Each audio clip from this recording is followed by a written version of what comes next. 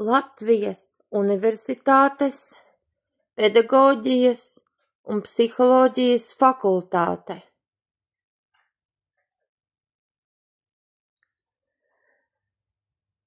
Bērna attīstības saistība ar vācu valodas mācību procesu jaunākajā skolas vecumā.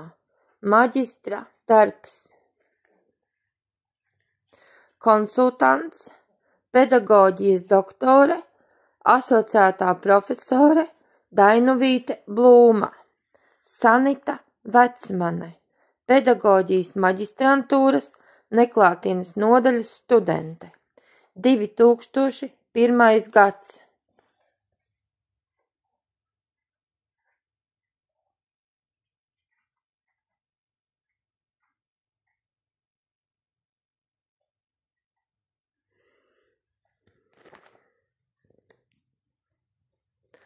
Labdien! Es esmu Sanita Vecmane Briede, šī pedagoģijas maģistra darba autore, un šodien es turpināšu lasījumu jums no sava pedagoģijas maģistra darba.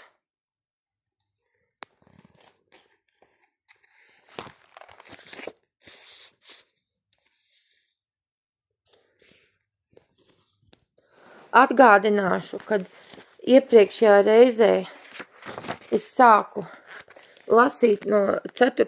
nodaļas par mācību procesa savdabību, spēlēm un rotaļām, svarīgiem svešvalodu mācīšanas metodikas elementiem un par spēles nozīmi bērna attīstībā. Un šodien es turpināšu lasījumu par šo nodaļu, par spēles nozīmi bērna attīstībā.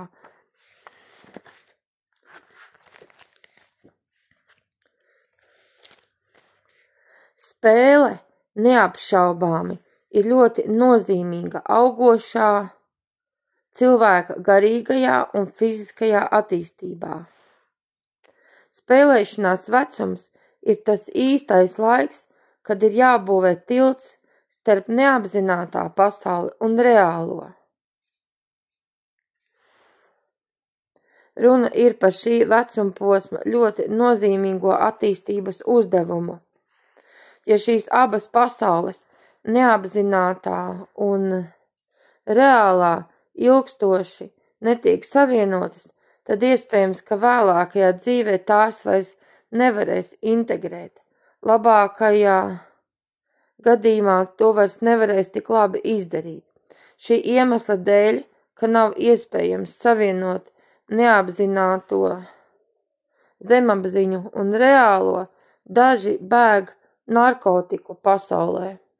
Citi cenšas radīt šo integrāciju ar psihoanalīzes palīdzību, bet tas nebūtu nav otrais labākais ceļš, kā savienot neapzināto ar reālo, jo tad cilvēks var izjust arī dziļu neapmierinātību ar dzīvi.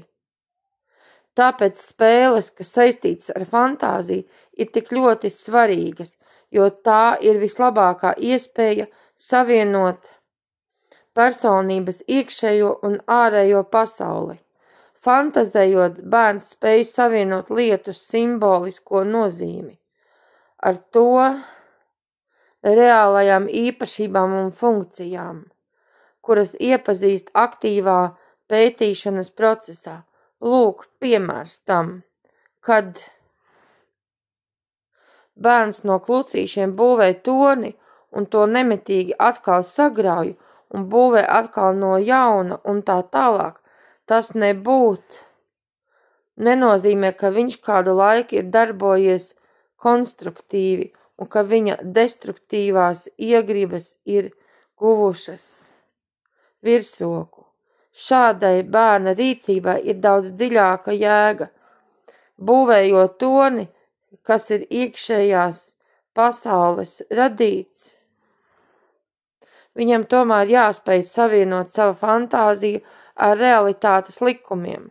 Tornis tiek būvēts pēc izfantazētā plāna, bet tomēr ir jārēķinās ar materiāla īpatnībām, gravitācijas spēku, līdzsvara un statikas likumiem. Kā protestēdams pret šiem ierobežojumiem, bērns apgāž torni un sāk to celt no jauna, mēģinot vēlreiz parādīt savu varu pār šiem ierobežojumiem, lai izveidotu tādu torni, kādu viņš grib.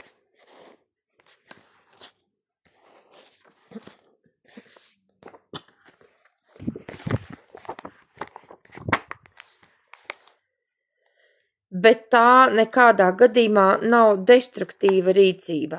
Te atspoguļojas ļoti būtiska pieredzes iegūšana, kā savienot un pārvaldīt iekšējo un ārējo realitāti. Spēlējoties, bērns iegūst pieredzi, ka absolūti valdīt viņš var tikai haotiskā pasaulē.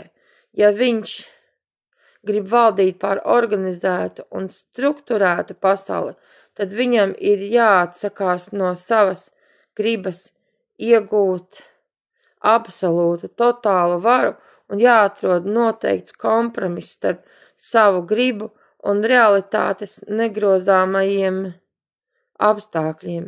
Tas nozīmē, viņam ir jāspēj atzīt robežas.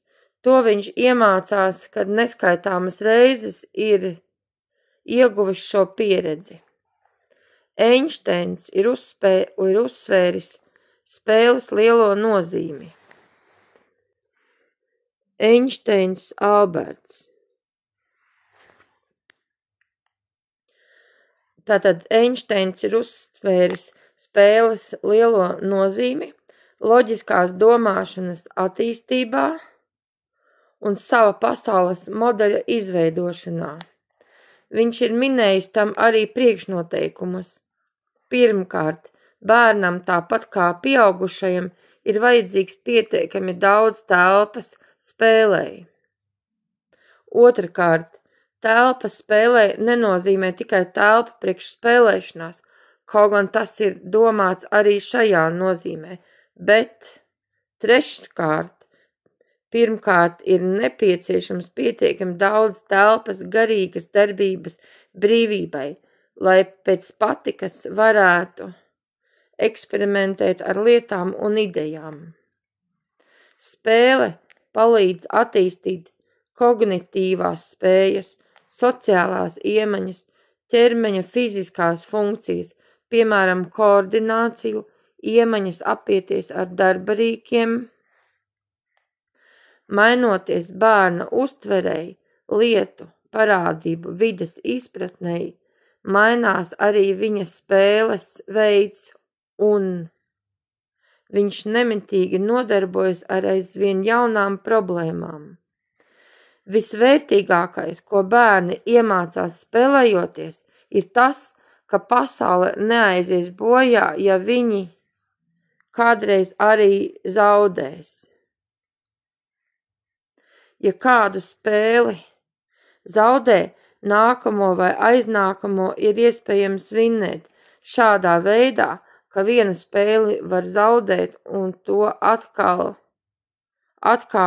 atkārtot un atkal vinnēt, bērni pamazām gūs pieredzi, ka dzīvē var kādreiz arī zaudēt un tomēr beigās iespējams pat tanī pašā situācijā, kur viņi iepriekš cietuši sakāvi, arī vinnēt, lai bērns to iemācītos. Vecākiem pedagogiem vienmēr bērnam ir jāmāca priecāties par pašu piedalīšanos spēlē, par procesu un nevis tikai par uzvaru, ne tikai par rezultātu. Bērnam ir jāpaskaidro, ka ne jau zaudējums liecina par personisku mazāku vērtību, ne uzvara par personisku pārākumu. Angļi, kuri kā nācija ir slaveni ar savu sportošanas garu, allaž apbrīno arī zaudētāju. Viņi zin, ka ir viegli būt uzvarētājam, kuram uzsmaida visa pasaule, bet pieņemt zaudējumu ar cieņu un tādēļ nejusties mazāk vērtīgam ir ne tikai uzslavas vērts, bet tas arī pasargā zaudētāju no savas pašcieņas mazināšanās. Freids norāda, ka spēlējoties bērns iegūst pirmās lielās kulturālās un psiholoģiskās iemaņas. Dažkārt spēlē bērni izsaka savas domas un izjūtas, kuras ir neapzinātas un kuras rodas tikai spēles fantāzijā. Bērnu analītiķi Freida atziņas ir attīstījuši tālāk un atzīst, ka spēlējoties bērns risina dažādas savas problēmas, rada daudz ko savā iztēlē, tas notiek neapzināti, soli pa solītim, tāpēc nedrīkst bērnu traucēt viņa nodarbošanās brīžos, nevajag iejaukties, jo viņš ir iedziļinājies savā spēlē.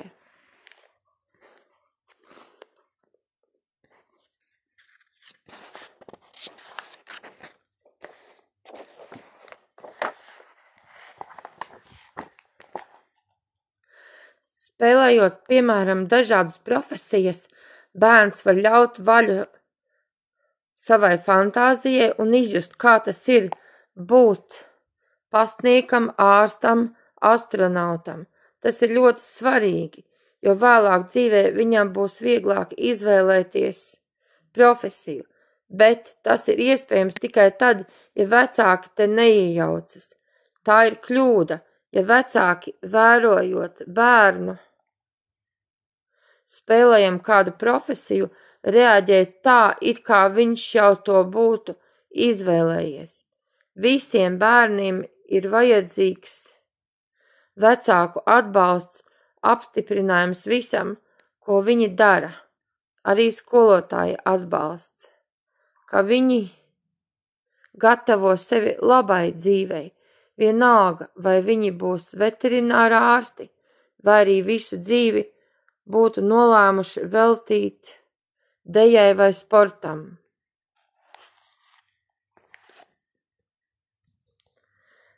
Šai reizē tas ir viss. Visu labu!